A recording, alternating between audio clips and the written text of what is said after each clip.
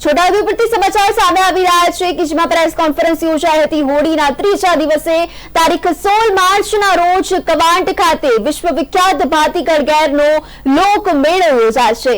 આ મેળામાં ગુજરાત, મહારાષ્ટ્ર અને મધ્યપ્રદેશના સરહદી વિસ્તારના આદિવાસી ઘેરૈયા 5 દિવસ આકરા ઉપવાસ કરી ગેર ઉગરાવે છે। ગેર મેળાનું મુખ્ય આકર્ષણ લોકવાદ્યોના તાલ પર તાલબદ્ધ ઘેરૈયા નૃત્ય કરતા ઘેરૈયા છે।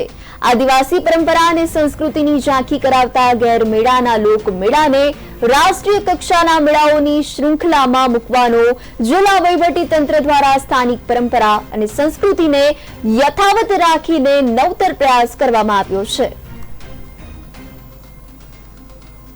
હોળીના મેળાઓમાં હોળીના ત્રીજા દિવસે 16મી તારીખે 16મી માર્ચ 2025ના રોજ કવાંટ ખાતે વિશ્વ વિખ્યાત ગેરનો લોકમેળા યોજાય છે। ગેર મેળા દરમિયાન પરંપરાગત પહેરવેશમાં પણ પ્રોત્સાહક ઇનામ આપવામાં આવશે।